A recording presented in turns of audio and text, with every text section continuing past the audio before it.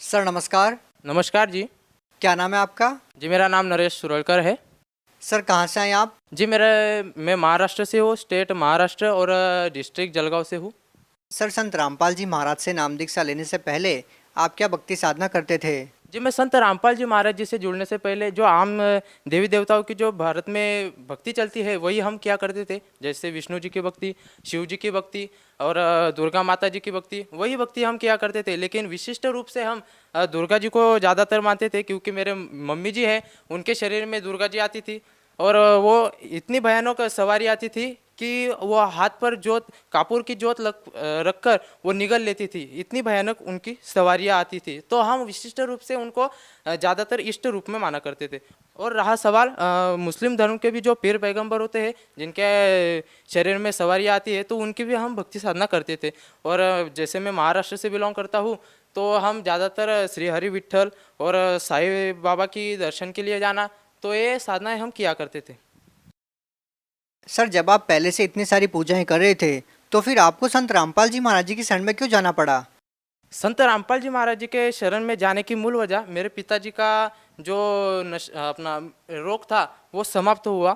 जैसे मेरे पिताजी को बवासीर थी, तो संत रामपाल जी महाराज जी के शरण में पहले ही आने से ही पहले मेरे पिताजी सिर्फ 15 दिन सत्संग सुने।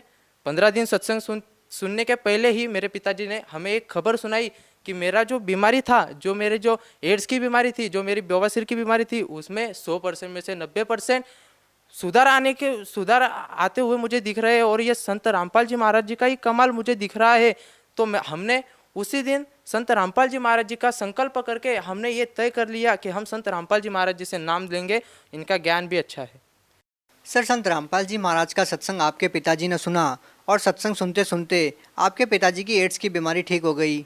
तो सर हम आपसे जानना चाहेंगे और क्या लाभ मिले आपको संत रामपाल जी महाराज जी से नाम दीक्षा लेने के बाद? संत रामपाल जी महाराज जी से नाम लेने से बाद हमें बहुत से लाभ प्राप्त हुए, जहाँ मैं इस भगत समाज को, इस भारतवासियों को कृपया करके बताना चाहता हूँ कि संत रामपाल जी महाराज ऐसे लाभ दे सकते हैं जो आज तक किसी तांत्रिक मंत्रिक ने दिए नहीं होंगे। तो हमारे घर के पास नीलेश भगत जी नाम के एक व्यक्ति रहते हैं जो संत रामपाल जी महाराज जी से 2013 से जुड़े हुए थे।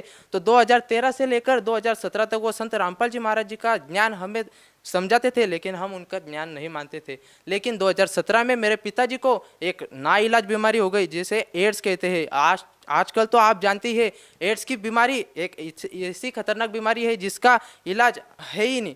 तो आप समझ सकते हैं कि एड्स की बीमारी तो बहुत तकलीफ, जो खुद अपने शरीर पर झेल रहा है उसको कितनी तकलीफ होती होंगी। तो मेरे पिताजी को इतनी भयानक तकलीफ होने के बावजूद हमने सिविल हॉस्पिटल में दिखाया। नीलेश भगत जी से बात की कि आप क्या कुछ कर सकते हैं। तो नीलेश भगत जी ने हमें बताया कि भाई हम तो एक ही बात बताएंगे आपको, संत रामपाल जी महाराज एक सच्चे गुरु है और वो बड़े बड़े लाभ, वो बड़े बड़े रोग ठीक कर देते हैं। तो आपका रोग तो कुछ भी नहीं है उनके सामने, तो आप चलिए। लेकिन सर जी, हम मीडिया के द्वारा भ्रमित किए गए थे। जब संत रामपाल जी महाराज पर झूठे केस लगाए गए थे, तब हमने मीडिया में उनके खिलाफ देखा था कि ये संत तो जेल में है और जेल में किस कारण से गए, ये सब मीडिया वालों ने झूठ दिखाया था, उसके भ्रमित किए हम थे। तो संत रामपाल जी महाराज के खिलाफ इतनी बकवास सुनने के बाद हर आम आदमी ये कह सकता है कि इनसे मैं तो नाम नहीं लूँगा। लेकिन मरता क्या नहीं करता। मेरे पिताजी ने हाँ बोल दी कि मैं संत रामपाल जी महाराज जी का सत्संग सुनूंगा और उनसे नाम दीक्षा लेकर पूर्ण भक्ति करूंगा। लेकिन एक दिन ऐसा आया कि मेरे पिताजी ने सत्संग सुनना चालू किया और 15 दिन के बाद मेरे पिताजी को राहत मिली। लेकिन उसके बाद भी हम परमात्मा के लाभ को, उस बीमारी के ठीक होने को भी भूल गए और उसके 1 महीने बाद हमने मांसाहार घर में ला लिया, जिससे नीलेश भगत जी को पता चला कि इन्होंने संकल्प करने के बावजूद भी मांसाहार घर में ला लिया।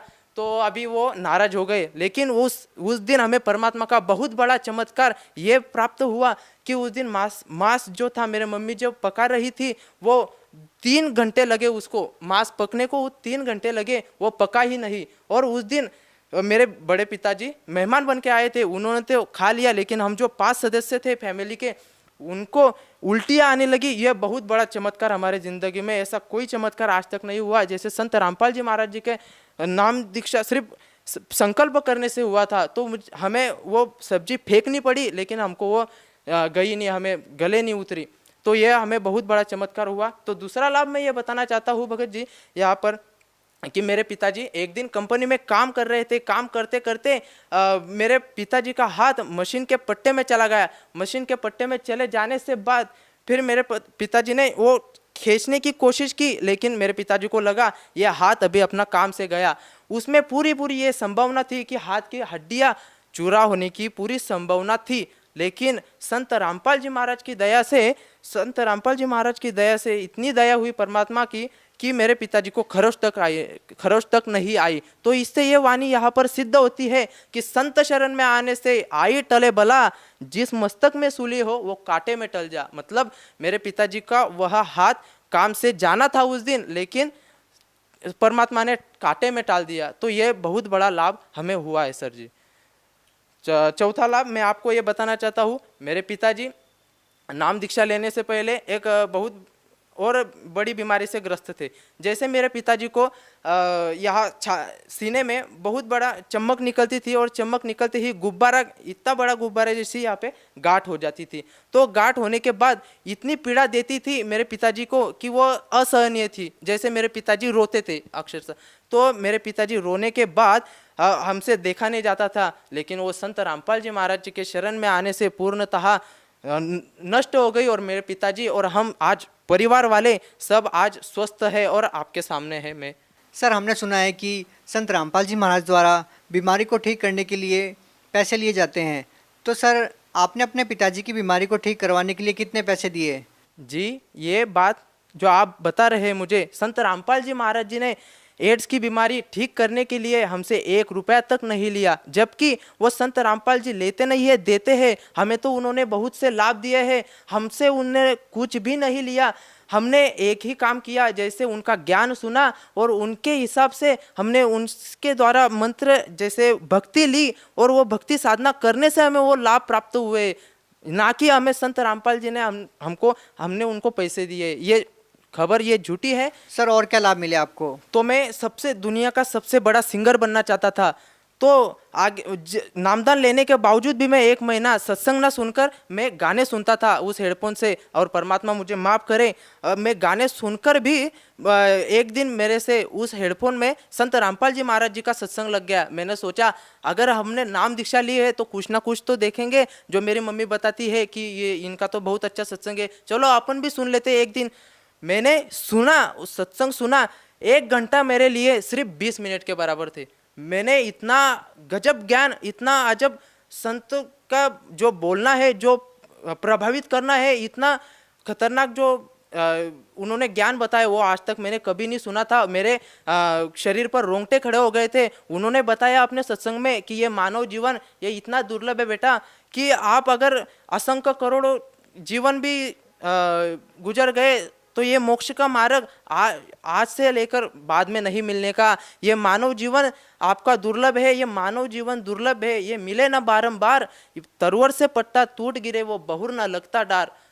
सर, आप भगत समाज को क्या संदेश देना चाहते हैं? भगत समाज को आजकल मैं देख रहा हूँ, संत रामपाल जी महाराज जी के झूठे केस पर बहुत से भारतीय नागरिक, बहुत से मेरे भाई बहन जो समाज में संत रामपाल जी महाराज जी के मीडिया द्वारा बहकावे में आकर उनको बहुत कुछ गलत बताते हैं। मैंने भी उनको गलत कहा है, लेकिन आज मुझे पता चल रहा है वो गलत हम उनके क्यों कहते थे, क्योंकि उन्होंने सभी नकली धर्म गुरुओं की पोल खोली है और सभी नकली गुरुओं को निरोत्तर किया है ज्ञान चर्चा में। आज हम पढ़े लिखे हैं, हम जान सकते हैं कि हमारे वेदों में क्या लिखा है, हमारे शास्त्रों में क्या लिखा है, पवित्र गीता जी में क्या लिखा है, पवित्र कुरान शरीफ में क्या लिखा है, सभी जान सकते हैं, हम पढ़े लिखे हैं। और उसको जानकर पूर्ण परमात्मा की जानकारी आज तक किसी ने नहीं दी, वो संत रामपाल जी महाराज जी ने दी है। और इसलिए आज वो जेल में है, और वह जेल में तो नहीं है, हम जेल में है, क्योंकि हमें इतनी बड़ी काल की जाल से निकालने वाले वो संत एकमात्र संत है जो तत्वदर्शी संत है। और तत्वदर्शी संत का जो प्रमाण है वो गीता जी अध्याय नंबर 15 श्लोक नंबर 4 में है, जो पूर्ण रूप से संत रामपाल जी महाराज जी पर इशारा करता है। तो मैं भगत समाज को और मेरे जन समुदाय को, भारतवासियों को और मेरे दोस्तों मित्रों को एक ही संदेश देना चाहता हूँ, प्लीज़ कृपया करके आप ऐसा संत रामपाल जी महाराज का पूरा ज्ञान सुन लो, फिर तब ये संत रामपाल जी महाराज क्या है वो पूरा जानने के बाद आप उनको कुछ कहो, ये मेरा मानना है। और संत रामपाल जी महाराज जी का ज्ञान सुनकर आप उनसे भक्ति साधना लेकर अपना मानव जीवन कल्याण कराओ, क्योंकि ये मानव जीवन फिर से नहीं मिलेगा। जी धन्यवाद। सत साहेब जी धन्यवाद।